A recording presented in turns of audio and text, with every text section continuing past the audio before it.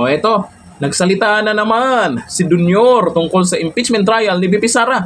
Akalain mo ba naman na itong mga media, ang kukulit na naman, tinatanong na naman yung walang alam. Hindi, yun si Junior pala. Ay, tinanong na naman nila. O eto, panoorin natin ang video. A function of the Senate right now, so we leave it to them.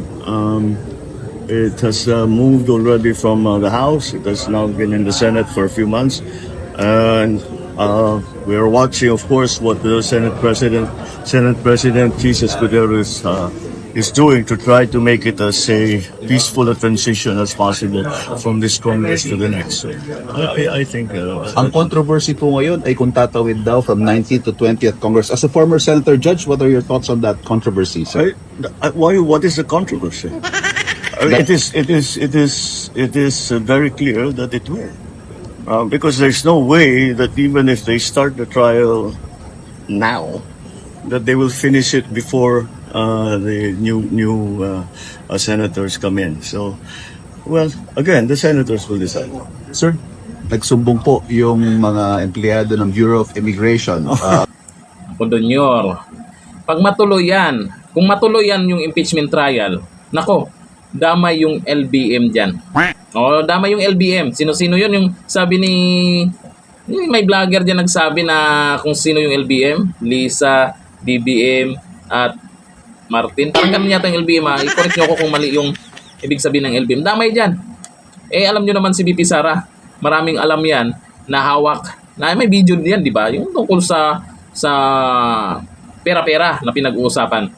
Kaya pag natuloy yan, ako Junior, baka pag hindi nanalo yung gusto ma-impeach si VP Sara, ay baka sa susunod, iba na naman ang mayroong impeachment trial.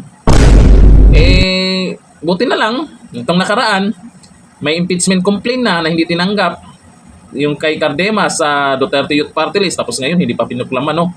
Tingnan nyo naman yan. Eh, sana mayroong malakas ang loob na maghain din ng impeachment complaint kay Junior para magkalaman kung sino dapat ang ma-impeach. Ba't ayaw tanggapin dun sa kabila? No? Takot ba sila na maraming mabuking si Junior, ay maraming mabuking dyan sa impeachment complaint kay Junior?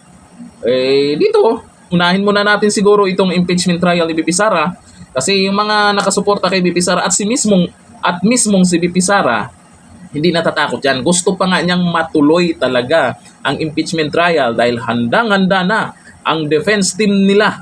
Ano kaya ang pasabog ni VP Sara? Baka dyan na ilabas yung sinasabi nilang video na pwedeng masira palalo si Junior. You know, paano naman yung cute nating First Lady? Balita ko, mukhang madadamay din yan. Lalo na doon sa video ni VP Sara nakaraan, nagalit na galit. Naalala mo ba, Lisa? Oh, yung envelope, yung pira, di ba? Malamang madadamay diyan, malamang diyan yan pag-uusapan. Sabi ni Joel Haropojo, kailangan ma-impeach mo si VP Sara. Pag nanalo yan sa 2028, sa kulungan ka mabulok. Kasi naman, anong ginawa kay dating Pangulong Duterte sa tatay niya?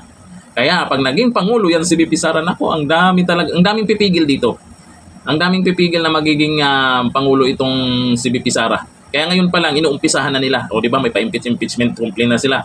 Kaya yung mga nang-aabuso ngayon, o mga hindi naman yan pang habang buhay. Darating din naman yan. Malapit na yung 2028 na yan.